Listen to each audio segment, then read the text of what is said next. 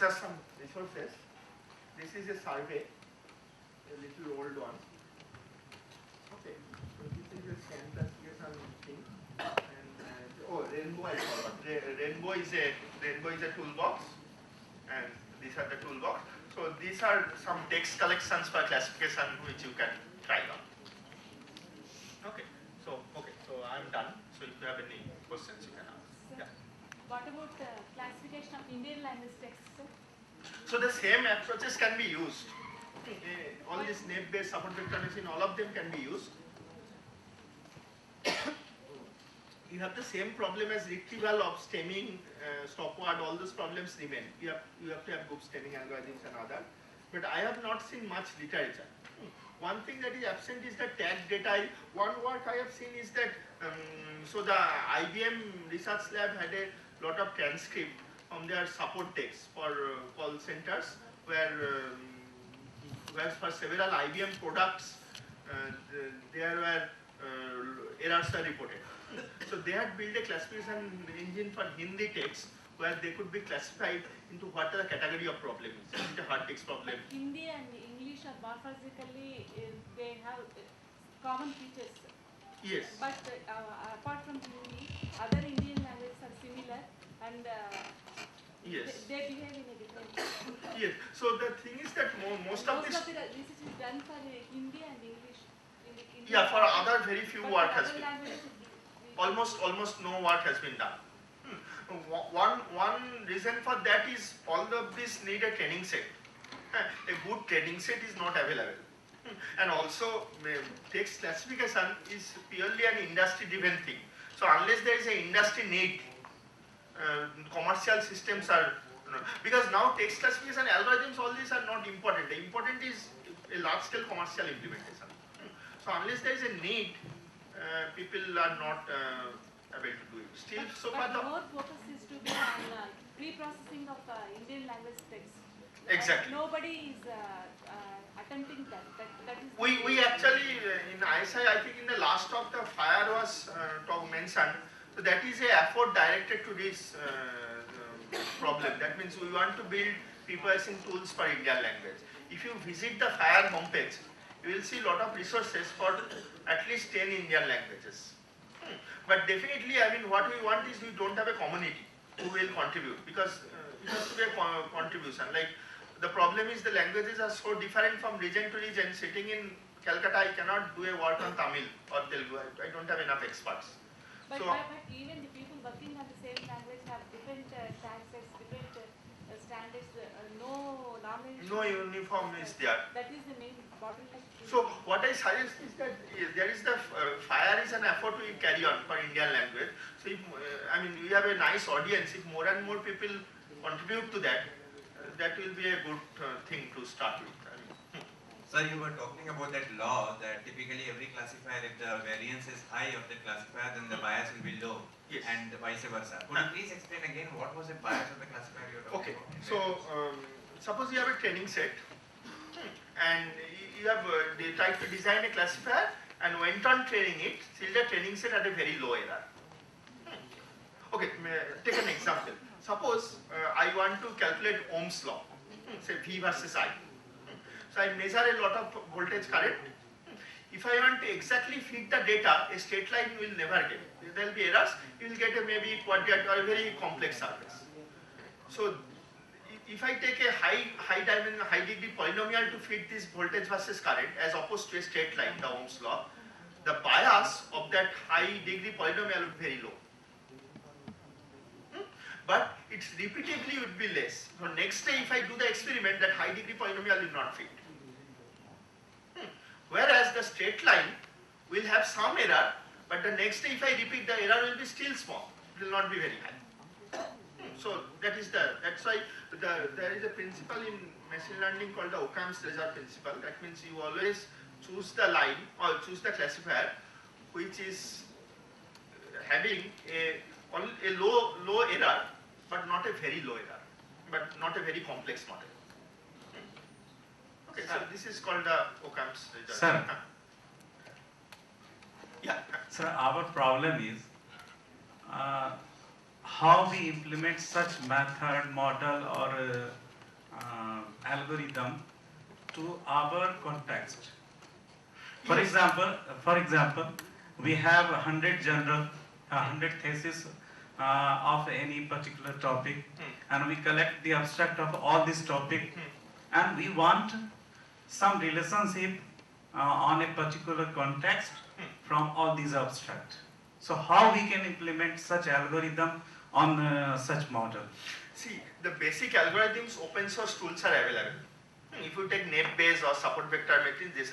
But what you have to do, you have to select what features you will take. So if it is for a abstract, for a scientific articles, there are some keywords which are important. So what you have to do, you have to just mark those keywords. Rest of the thing are automatic. You just use this toolbox, they are automatic. You don't have to worry about them. They are standard and automatic.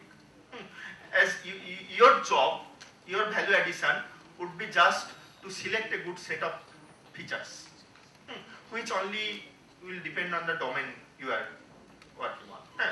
Remaining thing is very easy. You don't have to worry about any of this mathematical detail. As somebody in the audience told that these are known, these are standard things. All of them are, you don't have to worry. The entire thing, which unfortunately I didn't present, lies in feature engineering. And there are a vast number. If you see the recent literature on SEM, SIGIR and other, you will see different types of word features, string features people have used for this purpose. So we have to not build that. You don't have to build this. So what about the random forest and Yes, neural that I did networks? not make. So there is a decision tree. They are basically based on something called a decision tree. And Combination of decision trees. yeah, so I haven't talked of. Yeah. So what you can do is that there is a book called Introduction to Information Retrieval by Raghavan and Manning. Okay, no. You know about them. Yeah, I know that. What is good? Which one is good? Is it a neighbors or decision tree, or we can use random forest? Random forest is actually comparable with support vector meshing and data boost. Okay. It is comparable. Random forest is currently one of the most popular method. Yeah, because it contains a lot of It, trees. it gives So- very good result. And what about the neural networks? Yeah, neural networks are useful when your class boundaries are complex. You have very complex organization of features. But the problem is neural networks have high training set requirement and they are difficult to retrain. They are difficult, you have to update them. And they are time consuming also. Yeah. So I haven't found lot of literature, not much literature on using neural network for text classification. Okay, so then comparing neural network and base is better. You are telling like that based on the time. Bayes is, I'd rather say Bayes is more popular than neural network. Oh. Bayes is more popular. I'm not saying that neural network is bad, but Bayes is more popular. And if the features are different, no, then what will be the better one, neural network or Bayes, neighbors? That depends on the class separation. Like see, it is like this. If you actually want to build one, you first try the Bayes classifier. Okay. If it does not give good accuracy, you go for the neural network. But what will sacrifice is it will take more time, it will have more data requirement. And it will give less accuracy, you know, sir. No, it might not. Neural network. Neural network, if you have a large training set, it will not give less accuracy. Okay. Based on the training. So the thing is that, see, there are two factors. One is how much time you can give. For spam classification, you cannot give time. You have to immediately do it. Whereas for text authorization, maybe you can give more time. Time is one. What volume of data you are handling. Say in the Yahoo or Gmail, 90% of the all emails are spam, which is terabytes of data every day. So you have to classify terabytes every day within few real time, few microseconds. So there, and you have to update the classifier every day because other spammers will catch up with you. Okay. So there, NapeBase is good enough. I mean, you have to use NapeBase. You cannot use neural network. But if you can allow more time, you can allow neural network or SVM. But you have to have good amount of training set data also. So, sir, for training we need to daily basis or based on the time we need to That depends on the problem. include the training set, no, sir? You have to retrain. Like spam classifiers are retained every 3 hours by Yahoo. Okay. Every 3 hours they retain the span classifier. Whereas maybe authorship identification is only one time effort. Depends. I mean, news articles, say Twitter has to be updated every few hours. When a classifying, say Twitter feeds, you want feed on only on particular topic. So that classifier will change. The word distribution will change very frequently. News articles are very dynamic. But whereas some other thing. For authorship attribution, sir, what all things are there for feature as we, can you tell the features? For this thing? Authorship attribution, the full features. Okay. Most important features For what type of classification? means one paper. See, I'll list this. I'll list.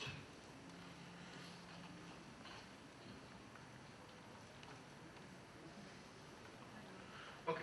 So if you look at this, so for these news stories, it is only the words, just word. You don't have to hand select features. From the distribution only you can get it. For these Medline abstracts, which are medical articles, these keywords are handcrafted. The medical experts have selected keywords. Those are the features. Medical terms they have selected. They are not. You cannot get them from statistics. These for the first talks you don't need any hand creation. Automatically, just look at statistics. It will give you. This is handcrafted. Business names. This is partially handcrafted, partially list from some list. Student essays. These are again the teachers, the subjects, they will do it. Span is very dynamic. Again there are normal text features plus other features. Technical stuff, again there is a list of technical terms. Research papers, again there are like what type, these are like depends on what type of words are used in research paper. This has to be handcrafted. This one, that authorship identification written by a particular person or not written, these are again like not, these are found by statistics, but not, these are not the features used in text classification. These are like where I use punctuation. What type of word I more frequently use. For the research paper, no sir, based on the sentence length and. Yes, that is a feature. That is a feature. So it always need not be word feature. It may be other kind of feature. Like for example here, maybe whether the appearance of certain numerical term or dollar or something. Those may be features. So it is dependent on the problem. I mean, but original problem where it is studied for the news article, that is the template. That is from just by from the data you can calculate. No handcrafting is required. Sir, as you mentioned about using bag of topics instead of bag of words, but how to do topic modeling? Any idea? How to do? Topic modeling. What do you mean? I mean, that entire thing is called topic modeling. Sir, instead of using bag of words as you mentioned, use bag of topic. But how to do topic modeling? What you are trying to say is that how do you find out what are the topics? Yes, sir. From a specific document. No, it is not from a document. It will be from a collection. So what is usually done is that you choose the number of topics you will take and do a clustering. Clustering of what? There are many ways. In fact, one of the possible ways you do the clustering and from that find out the words. And actually, see, I have this. Maybe I have not mentioned. I'll upload some reference on this, which are more detailed on the recent methods which are used in topic modeling. One possible method that I know of is a clustering-based approach. There are many others.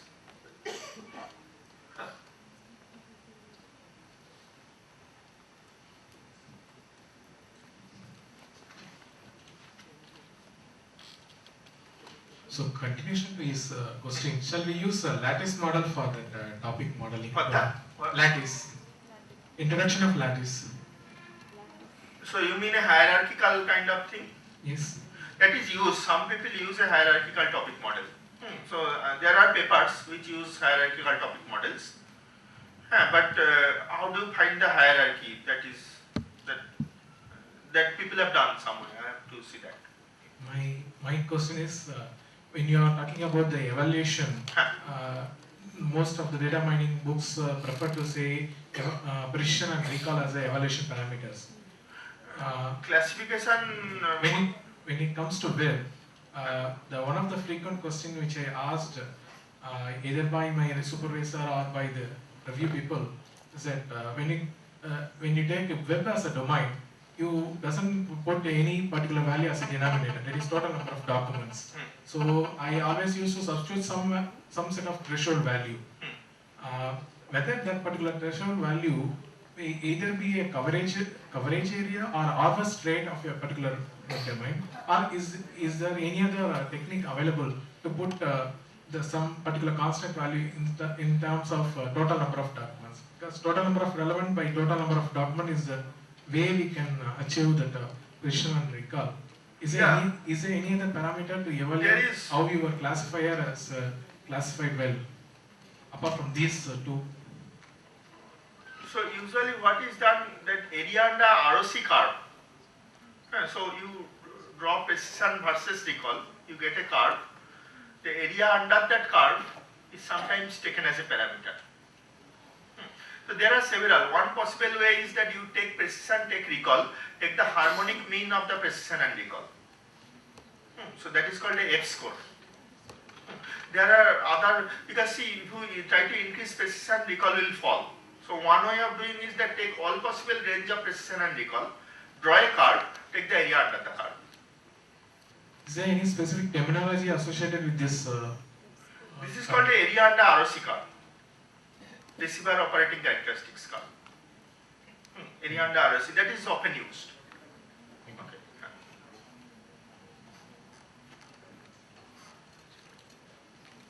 Yes.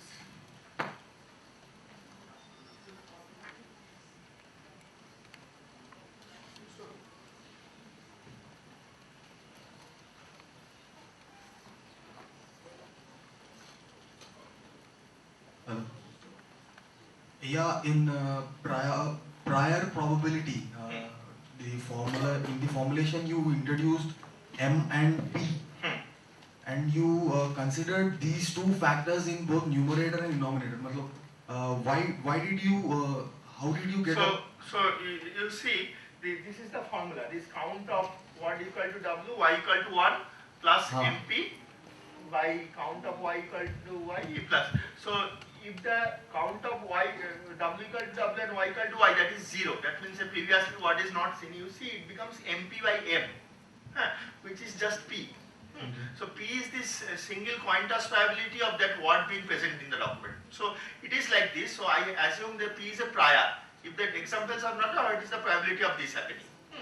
So this smoothing function, if these other probabilities are there, this NP by P terms, that is not important. But if other term is 0, that becomes just P. And what you do, usually you choose P to be 0.5. That means it is an unbiased point. It is equal probability of being and not being. If you don't have any other information, you choose that there is a half probability of this word being there in the previous document. Okay. So, sir, we are very new to this field. So, if we have new data, completely new data, and we have to build our own classifiers. So, what should be the thought approach we should apply for that data? Okay, so when you say building a new classifier, there is two things. One is building a new set of features, one is building a new algorithm, classification algorithm. Yeah. So first thought you should give to find out a set of features which captures the classification tasks you are trying to attain. Okay. First do that. Once that is done, then it comes into question three factors. What is the complexity? How complex are the class boundaries? Second is how much is the response time, classification time. Third is how much training data you have.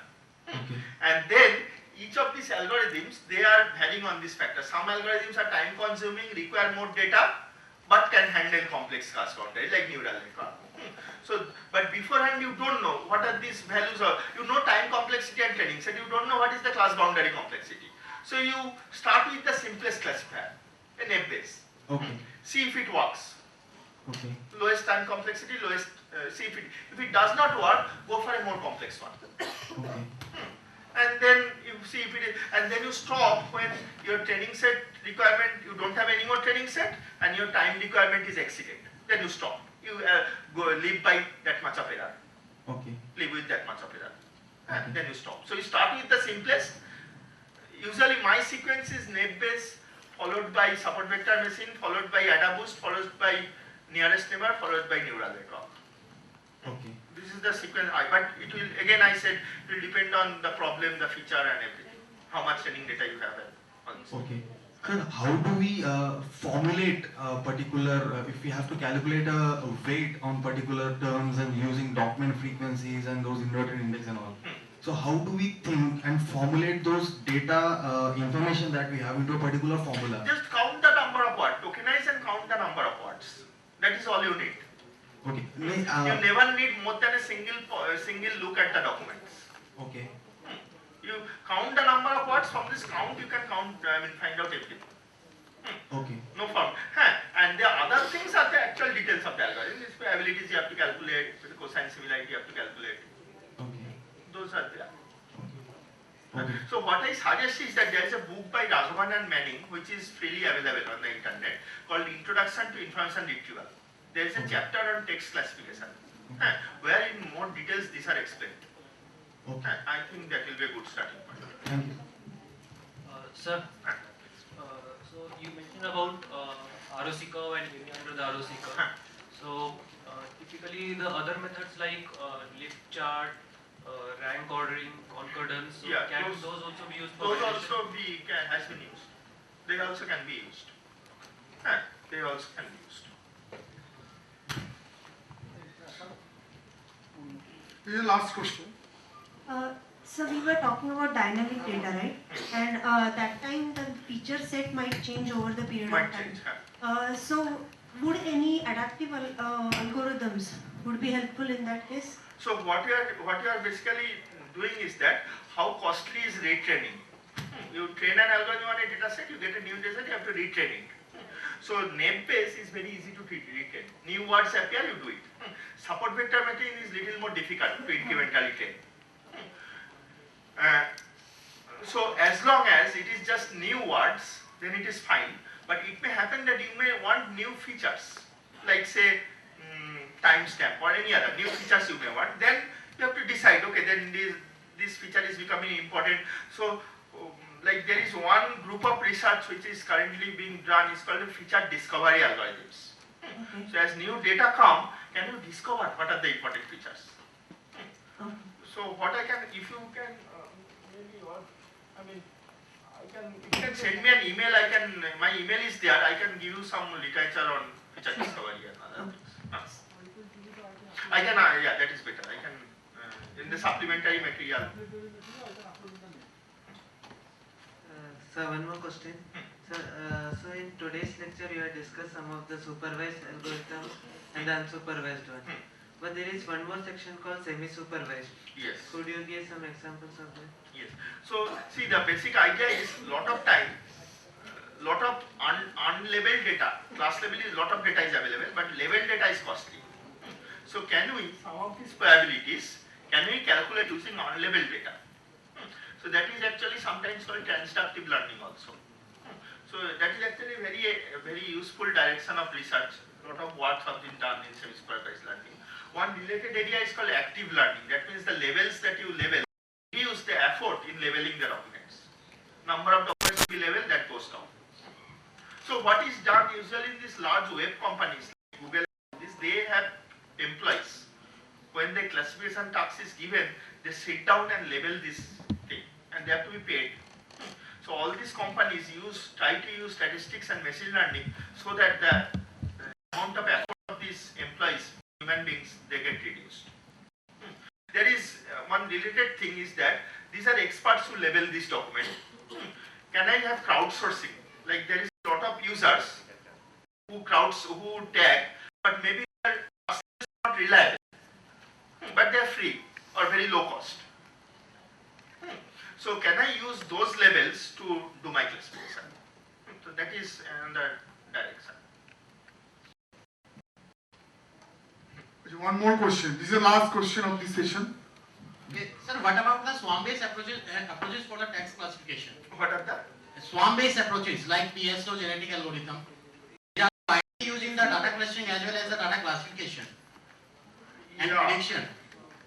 No, so genetic algorithm has been text classification. It's See, simple the idea. problem is that all these algorithms, so they will require time. Of course, back propagation is also iterative, but many of these classification tasks require immediate response, fast training. So I don't know. I mean, I have to check. I'll check. Some cases I know of where there are multi-objective problems. That means the classification. Basically, question I come to the basically, sir, I am on this question because the swarm-based approaches is much better than statistical approaches in few cases. Okay. These are easily converted, like we can do feature selection as well as classification. Both of the work is done by only the one algorithm and easily formulate as compared to the statistical approaches. Yeah, but I don't know. I still feel that these are more popular. Statistical approaches are more popular. Still so far. They are more popular. Still they are more popular. So I don't know what is the reason of this swarm-based approaches not being popular. Maybe, I mean, I don't know, in future they may be useful. In this session here, and if you still have question, you can ask him in offline, and there is a T session here. You can ask him directly also. So anyway, let's thank the speaker first.